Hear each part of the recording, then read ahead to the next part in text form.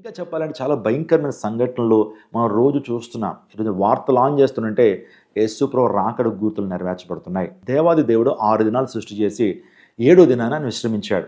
ఒక బైబిల్ పండితుడు ఈ విధంగా అభిప్రాయపడ్డాడు. ఏంటనంటే ఈ సృష్టి ప్రారంభించబడి నేటికి 6 దినాలైంది, మనం 7వ దినంలో ఉన్నామన్నాడు. చూడండి, ఇప్పటికొచ్చి మానవ చరిత్ర ప్రారంభించబడి నేటికి సుమారుగా 6000 సంవత్సరాలు అయింది. ఆదాము నుంచి యేసుక్రీస్తు ప్రభు వరకు ఉండేటువంటి కాలము 4000 సంవత్సరాలు అయింది. ఇప్పుడు యేసుక్రీస్తు ప్రభు నుంచి మన కాలానికి 2000 సంవత్సరాలు అయింది. అంటే మీరు ఆలోచించేయండి, అవి 4 రోజులు. యేసు ప్రభు నుంచి మన కాలం 2000 సంవత్సరాలు. 4000 ప్లస్ 2000 6000 అయింది. 2000 సంవత్సరం నుంచి 7వ దినంలోకి మనం అడుగు పెట్టాం.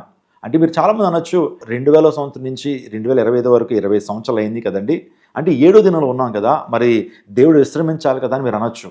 ఆలోచన చేయండి, దేవుడు 25 సంవత్సరాలు, ఇక మనం గడిపేటువంటి ప్రతిదీ కూడా కృపాకాలము, గ్రేస్ పీరియడ్. ఆల్రెడీ 7వ దినంలో మనం ఉన్నాం.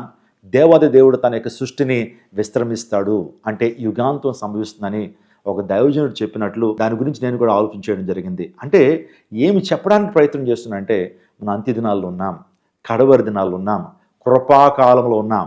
2000 సంవత్సరం నుంచి 2025 సంవత్సరం వరకు ఈ కాలం అంతా కృపాకాలం, గ్రేస్ పీరియడ్.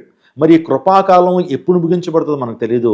యేసు ప్రభు రాకడ అతి సమీపంగా ఉంది. మనం సిద్ధపడాలి, మనము మన కుటుంబాన్ని సిద్ధపరచాలి, అనేకం సిద్ధపరచాలనే విషయాన్ని మీకు నేను జ్ఞాపకం చేస్తున్నాను.